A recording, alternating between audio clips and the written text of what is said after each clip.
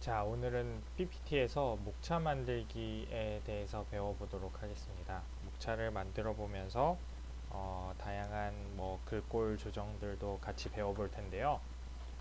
우선 제가 미리 타이핑해둔 목차가 있습니다. 목차 같은 경우에는 보통 이제 여러 가지의 글들이 동일한 그 어떤 수준일 수도 있지만 어떤 거는 어떤 항목의 하위 항목일 수도 있습니다. 제가 그래서 일부러 수준 1, 수준 2, 수준 3 식으로 이렇게 목차를 조금 나눠 봤는데요. 수준 1이라는 대항목이 있을 때 수준 2라는 중간 항목이 있을 수가 있습니다. 그러면 수준 1과 수준 2가 동일한 선상에 놓이면은 이게 보기에 굉장히 혼란스러울 수가 있는데요. 이 경우에 수준 2를 한 단계 내려주는 방법을 확인해 보겠습니다. 일단 수준 2를 쭉 선택을 해 보겠습니다. 선택하는 방법은 마우스로 해서 이렇게 쭉 끌어당기셔도 되고요. 아니면은 여기 있는 상태에서 Shift 키를 누른 상태에서 홈 버튼을 누르면은 이렇게 쭉 선택이 되게 되어 있습니다. Shift 키는 어떤 부분을 선택하고 싶을 때 활용할 수가 있는데요. 어떤 부분의 시작점에서 Shift 키를 누른 상태에서 화살표 키를 조정을 하거나 아니면은 홈 키, 엔드 키 등을 누르면은 그 범위를 쭉 선택을 할 수가 있습니다. 손에 좀 익으시면 많이 사용하실 수 있을 텐데요. 우선 Shift 키를 누르고 제일 앞쪽까지 원하기 때문에 제가 홈 키를 눌러서 전체를 선택해 보겠습니다. 그 상태에서 마우스 버튼을 가지고 목록 수준 늘림이라는 걸 클릭을 하면은 이렇게 수준 1보다 하나 낮은 수준의 수준 2가 목차가 이렇게 단계별로 생성되는 것을 볼 수가 있습니다. 이걸 만약에 컨트롤 Z를 눌러서 다시 전 수준을 돌아간 다음에요. 이걸 마우스 없이 하고 싶을 때는 F10 키를 누른 상태에서 홈을 상징하는 H를 누르고 H를 누른 상태에서 아까 목록 수준 늘림 위에 있는 AI 버튼을 누릅니다. AI. 그러면 이렇게 단락을 낮출 수가 있습니다. 수준 3은 수준 2보다 더 한 단락 낮추고 싶으니까요. 여기서 클릭을 해서 Shift Home AI 한 번 한 상태에서 한 번 더 Home AI를 누르면 수준 3으로서 세 번째로 더 낮은 단계로 이제 내려오게 됩니다. 마찬가지로 여기도 반복을 해볼까요? 이렇게 쭉 선택을 해준 상태에서 홈 요 버튼이었으니까 AI 한번 하시고 여기서 한 가지 더 팁을 드리자면은 파워포인트에서는 F4 버튼을 누르면은 방금 했던 작업을 반복을 하실 수가 있습니다. 그래서 여기서 제가 계속 Shift Home AI를 눌렀던 것처럼 다시 이 작업을 반복하고 싶으면은 바로 이전 작업을 반복하시고 싶을 때에는 F4 키만 눌러주시면 됩니다. 그래서 제가 방금 했던 작업이 이렇게 목록을 하나 낮추는 작업이었기 때문에 F4 버튼을 누르면 이렇게 한번 낮아지고요. 한 번 더 누르면은 목록 수준이 한 번 더 낮아지게 되어 있습니다. 이렇게 목록 수준을 조정하는 방법에 대해서 배웠는데요. 목록 수준을 조정하고 나니까 제가 원하는 어떤 요 목록의 앞에 표시하는 요 기호가 조금 마음에 안 드는 경우가 있어요. 그래서 요 기호를 제 마음대로 수정을 좀 해보도록 하겠습니다. 기호를 수정하는 방식은 여기 글머리 기호에서 선택을 하는 방법도 있지만 여기 본인이 원하는 기호가 없을 경우에는 여기 글머리 기호 및 번호 매기기를 눌러서 사용자 지정을 통해서 이렇게 원하는 기호를 끌어올 수가 있습니다. 근데 이것도 역시 저희가 한번 마우스를 사용하지 않고 하는 법을 한번 해보겠습니다. 자, 여기를 선택을 하고 난 상태에서 F10 키를 누르고 여기 홈인 H 키를 누르면은 여기 이제 글머리 기호를 선택하는 게 U라고 기호가 표시되어 있죠. 그럼 U 키를 선택을 한 상태에서 글머리 기호 및 번호 매기기는 N을 누르라고 되어 있습니다. 그래서 N을 누르면은 이렇게 나오게 되어 있습니다. 여기 있는 것들 중에 선택할 만한 게 마땅히 없으면은 우리가 사용자 지정을 해야 되는데요. 사용자 지정은 여기 U라고 표시가 되어 있고 밑줄이 되어 있습니다. 밑줄일 경우에는 Alt 키와 같이 눌러달라는 의미입니다. 그래서 Alt 키를 누른 상태에서 U를 누르면은 이제 아까 원했던 사용자 지정 박스가 나오게 됩니다. 우선 제가 수준 1에서 지정하고 싶은 박스는 요 네모 박스입니다. 네모 박스를 선택을 해주고 텍스트 크기는 텍스트 크기 같은 경우에는 Alt S를 누르라고 되어 있는, 이걸 조정하고 싶을 때는 Alt S를 누르면 되는데요. Alt S를 누르면 이렇게 커서가 이동을 해옵니다. 텍스트 크기의 의미는 요 글머리 기호 뒤에 붙어 있는 텍스트에 대비해서 이 글머리 기호가 크기가 어느 정도였으면 좋겠냐라는 것을 의미하는데요. 저는 한 80 정도로 선택을 해보겠습니다. 그리고 글머리 기호의 색도 조정할 수가 있는데요. 색의 조정을 원할 때는 Alt C를 누르면 됩니다. Alt C를 누르면 이렇게 쭉 나오는데요. 한번 파란색으로 선택을 해보겠습니다. 이렇게 해서 쭉 다 선택을 하고 나서 확인 버튼을 누르면은 이렇게 제가 원하는 게 네모로 이렇게 선택이 됩니다. 요 밑에 보면은 수준 1이 똑같이 있으니까요. 요것도 방금 제가 적용했던 작업을 하고 싶으면은 여기로 내려와서 F4 키를 누르면은 이렇게 동일하게 작업이 적용이 됩니다. F4 키 같은 경우에는 사용을 잘만 하시면은 굉장히 편리하게 사용하실 수가 있으니까요. 반복되는 작업이 있을 경우에는 이렇게 사용해 주시면 됩니다. 마찬가지로 여기도 수준을 한번 바꿔볼까요? F10 키를 누르고 홈 키를 누른 상태에서 여기 있는 U 키를 누르고 글머리 기호 및 번호 매기기를 선택을 하면은 여기서 원하는 게 없을 때는 사용자 지정인 U를 Alt U를 눌러서 선택을 하고 나서 저는 요번에 동그라미를 원합니다. 동그라미를 한번 찾아보겠습니다.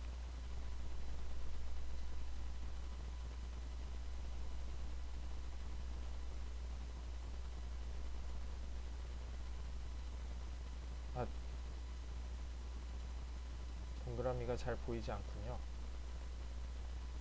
한번 인내심을 갖고 더 찾아보겠습니다.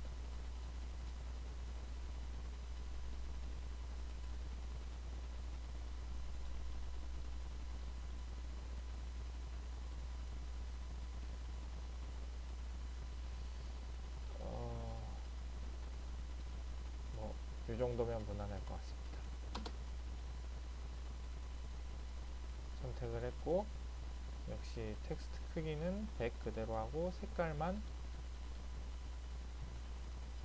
빨간색으로 선택을 해주겠습니다. 네, 그럼 수준 2가 됐고 마찬가지로 수준 2에 와서도 F4 키를 누르면 수준이 지정이 됩니다. 그리고 마지막 수준은 한번 그냥 막대기로 한번 설정을 해보겠습니다.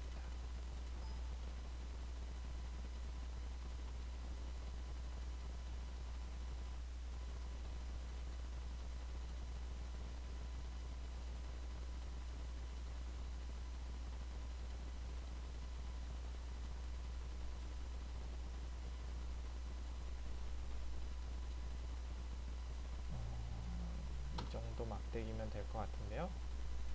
이렇게 하고 색깔은 녹색으로 한번 해보겠습니다. 여기도 마찬가지로 이렇게. 네, 이렇게 하면은 단락 수준을 이렇게 나누고 앞에 원하는 글꼴 기호도 본인이 원하는 대로 선택을 할 수가 있습니다.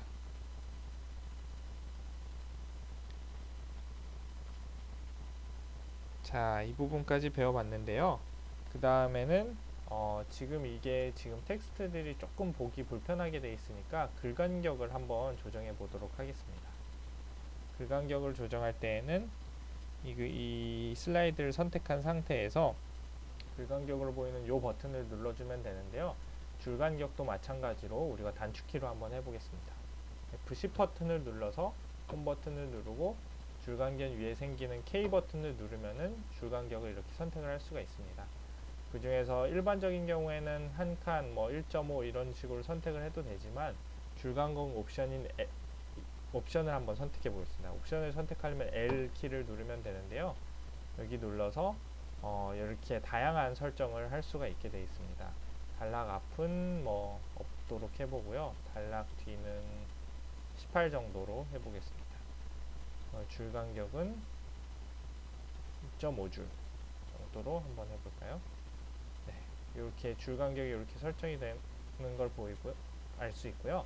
이거를 전체 텍스트에 적용하고 싶을 때는 이렇게 줄 간격을 1.5 아니면 1로 이렇게 선택을 하면은 이렇게 조금 더 보기가 깔끔해지는 것을 알 수가 있습니다. 다시 한번 해보겠습니다. 오케이. 줄간격 옵션 L 선택을 해서 단락 앞에는 0, 단락 뒤에는 12, 개수는 한 줄 정도로 한번 해보고 들여쓰기는 없고 첫 줄도 없는 걸로 하면 너무 모양이 이상하죠. 그러면 다시 들여쓰기도 있는 걸로 그냥 요것만 고치겠습니다. 네, 이 정도면 좀 깔끔하게 된 것 같습니다. 텍스트가. 그래서 텍스트 줄간격 조절하는 것까지 배워봤습니다. 그리고 마지막으로 배워볼 것은 마지막으로 배워보기 전에 하나 중요한 것은 한글 같은 것을 편집할 때 보통 공공기관 같은 경우에는 이렇게 단어가 끊기는 것을 별로 안 좋아합니다. 여기 보면은 그 다음에 사실은은 원래 사실은은 한 단어잖아요. 근데 여기서 사 다음에 실은 이런 식으로 다음 줄에 나오기 때문에 이런 거를 좀 방지하고 싶을 때가 있습니다. 이런 거를 방지하고 싶을 때는 어떤 식으로 하면 되냐면요. 여기 보이는 요 단락이 요 작은 네모 박스가 있습니다. 요거를 클릭을 하면은 한글 입력 책이라고 나오는데요. 여기에서 한글 단어 잘림 허용을 체크 해제해 주면은 이렇게 단어가 밑으로 내려오게 되어 있습니다.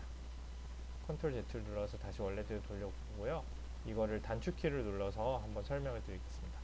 F10 키를 누르고 여기 홈키 H를 누른 상태에서 이 조그만 박스를 선택을 원할 때는 PG를 누르게 되어 있습니다.